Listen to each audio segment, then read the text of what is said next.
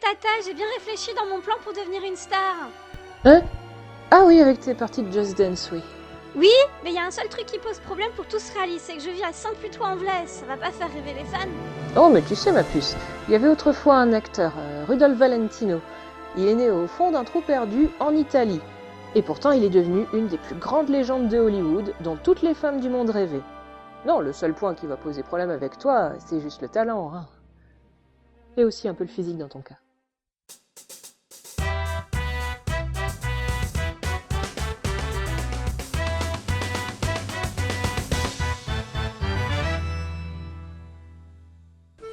Le jeune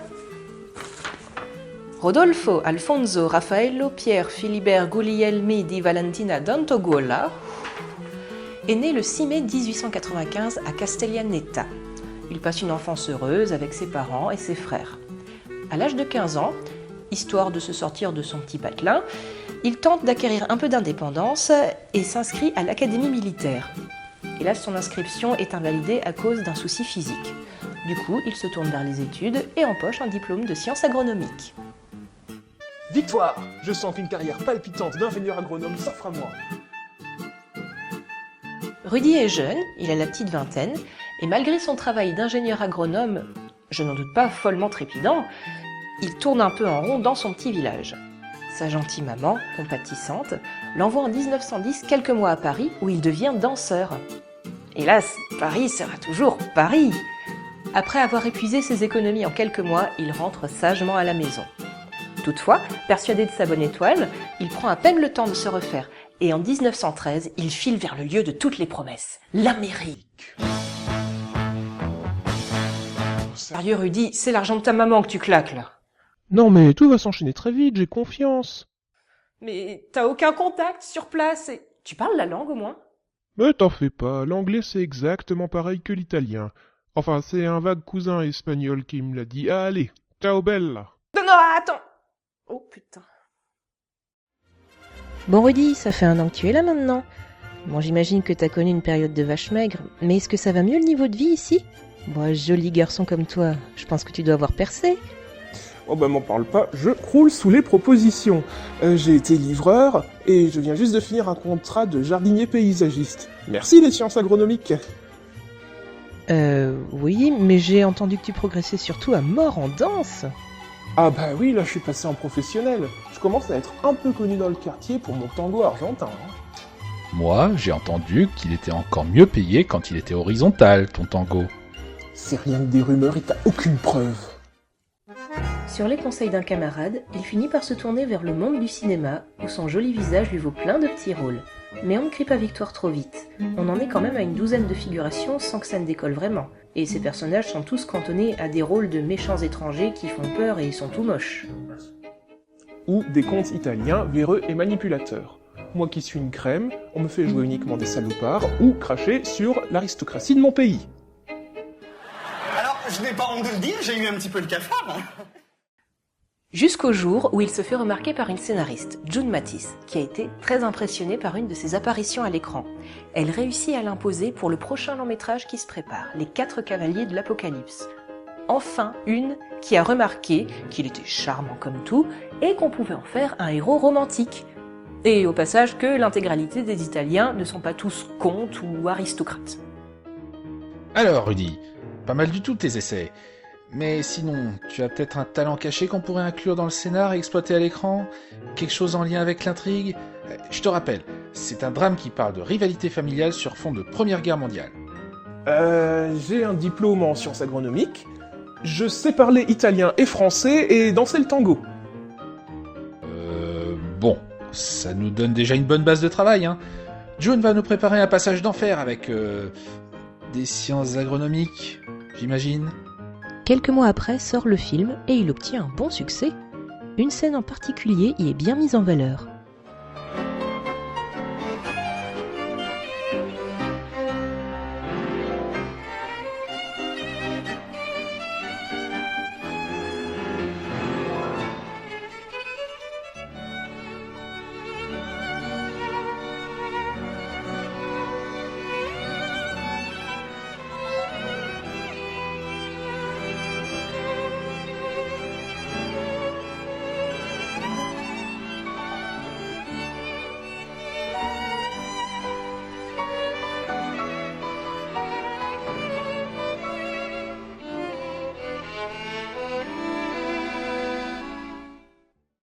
Enfin, le travail est payant.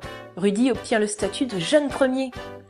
Il en profite pour se prendre au passage un pseudo de cinéma un peu plus facile à retenir. Ce sera Rudolph Valentino. Nous sommes en 1921 et Rudy vient de recevoir un tout nouveau scénario qui l'intéresse pas mal. Le Sheik? Ça me mettrait pas mal en valeur cette image de prince du désert. C'est exotique, mystérieux, sensuel. Et d'ailleurs, je l'ai fait lire à ma compagne Natacha. T'en as pensé quoi, Nana? C'était nul à pleurer, mon chéri. Autre chose?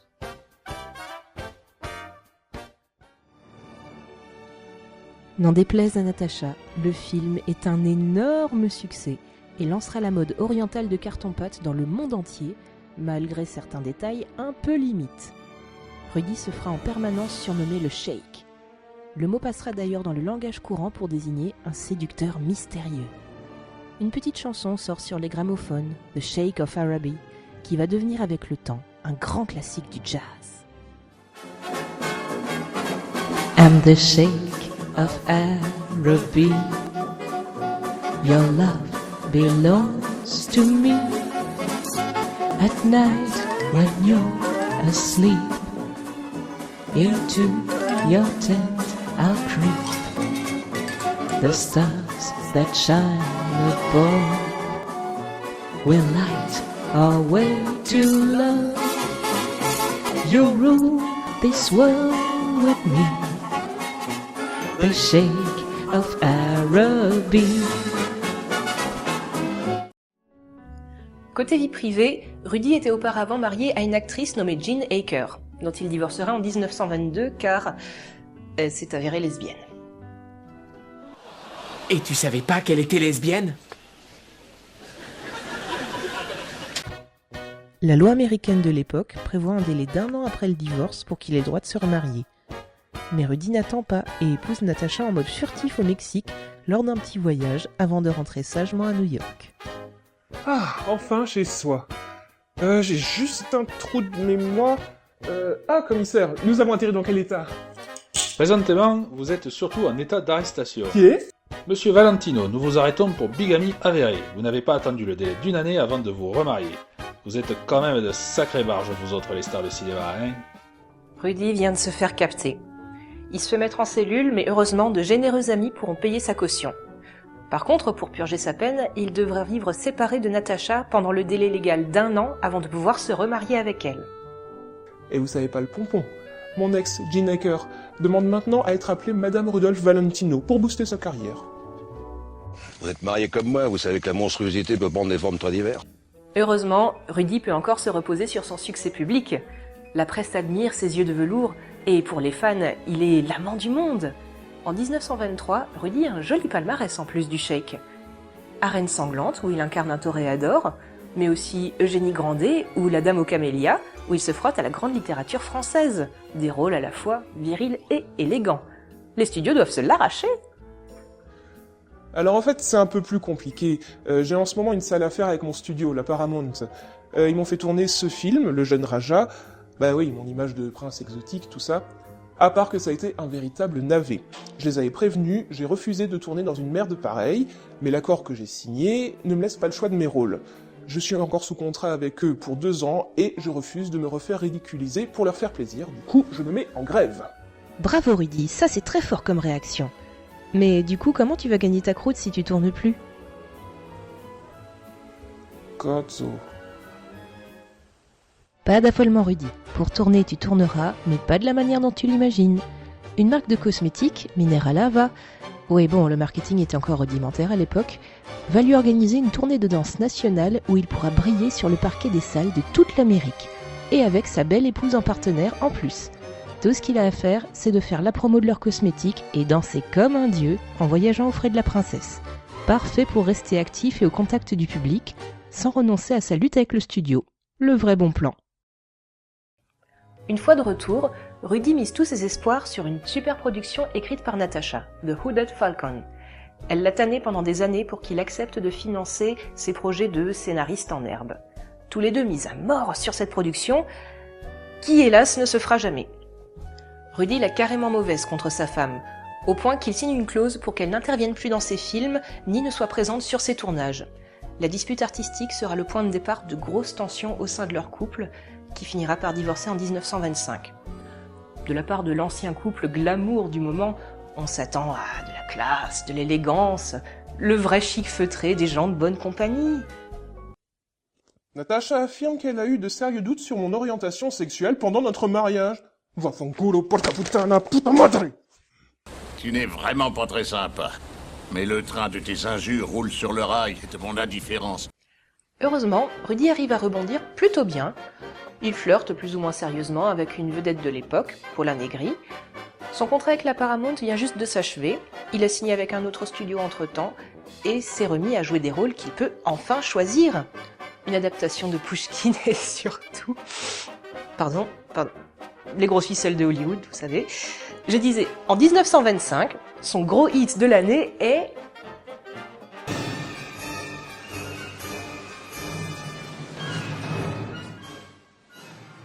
Le succès du fils du cheikh a même dépassé celui du premier opus, comme quoi c'était possible.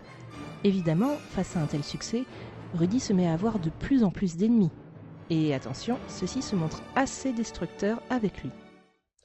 Un nouveau cabaret vient d'ouvrir à Chicago où l'on distribue aux hommes des houppets pour se poudrer le visage. C'est à Rudolph Valentino que nous devons ça, ah bon, car il ne sort jamais sans son poudrier. Homo Americanus, pourquoi quelqu'un ne l'a-t-il pas tranquillement noyé il y a quelques années? Cela aurait évité qu'il soit importé aux USA. Hollywood est l'école nationale de la masculinité et Rudy serait le nouveau prototype du mâle américain. Oh là là, mon mignon. Non mais je crois que je vais un peu arrêter la presse, moi.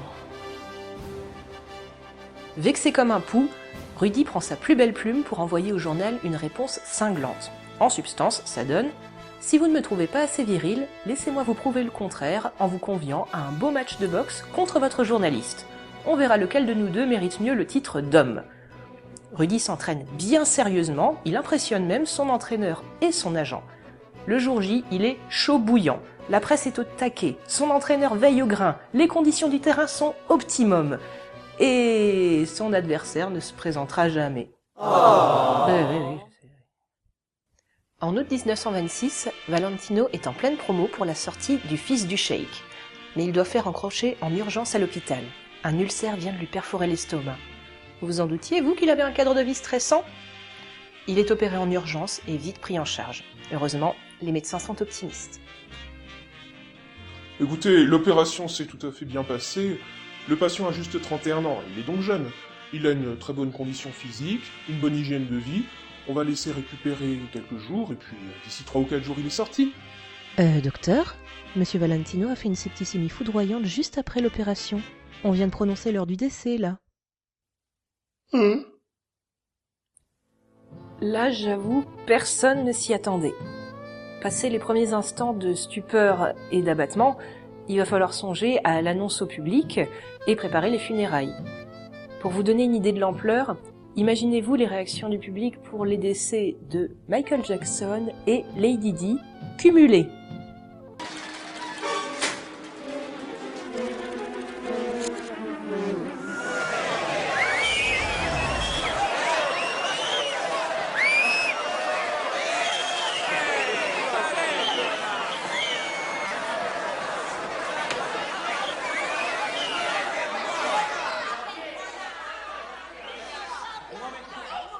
It is my sad duty to inform you that Rudolph Valentino, spiritual leader of the nation, entered immortality at 8:25 this evening.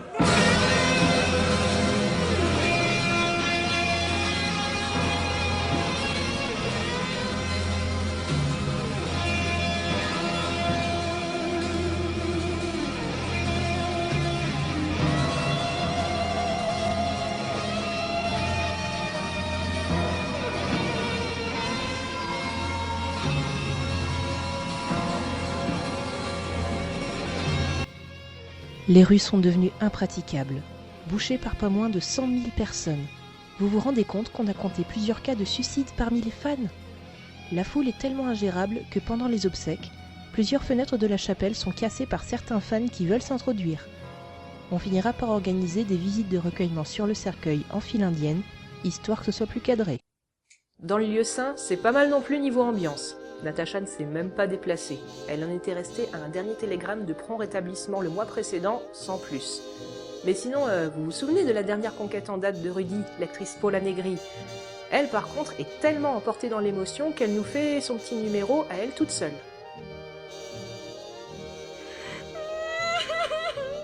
Paula, s'il te plaît, un peu de dignité.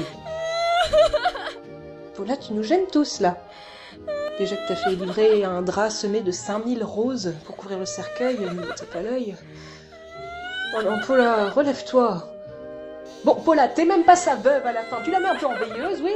On était sur le point de se marier. Je venais d'accepter sa demande. Quoi? Qu'est-ce que tu me racontes là? C'est du pipeau, tout ça. Ah je me disais aussi.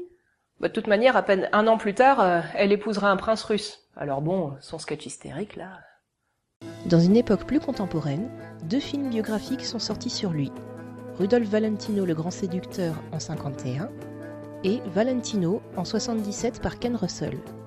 Et des années après sa mort, on compte toujours plusieurs fan-clubs dédiés à sa gloire, dont une association des veuves de Rudolph Valentino. Vous imaginez ça?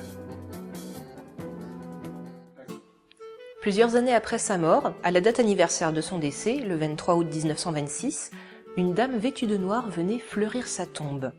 La presse l'attendait au coin du cimetière chaque année en se demandant qui ça pouvait bien être. Le genre de petite anecdote qui continue à entretenir le mythe bien des années après. Mon avis à moi, c'est que je suis sincèrement admirative de la légende qu'a pu créer Rudolph autour de lui. Niveau carrière par contre, je trouve que c'est surtout sa mort jeune et en plein succès qui a contribué au mythe, au même titre que James Dean par exemple. Songez qu'à peine 1 an après son décès, le cinéma est devenu parlant. La presque totalité des grandes stars du muet, dont Rudy faisait partie, est tombée aux oubliettes du jour au lendemain sans rien y comprendre. Je doute que Rudy ait su se reconvertir. Le destin l'a fait partir au bon moment. La vidéo du jour est à présent terminée, merci à vous de l'avoir suivie. Qu'en avez-vous pensé? Si vous voulez me faire vraiment plaisir, je vous invite à la faire vivre de votre côté. Likez, partagez, voire même vous abonner. Si vous voulez avoir un peu plus d'actu de ma part sur la préparation, je vous invite à suivre la page Facebook dans ma description. Sur ce, je vous souhaite un bel été et j'espère vous revenir au plus vite avec encore plus de vintage. I'm the Sheik of Araby. Your love belongs to me. At night when you're asleep, into your tent I'll creep. The stars that shine above will light our way to love. You'll rule this land with me, the Sheik of Araby.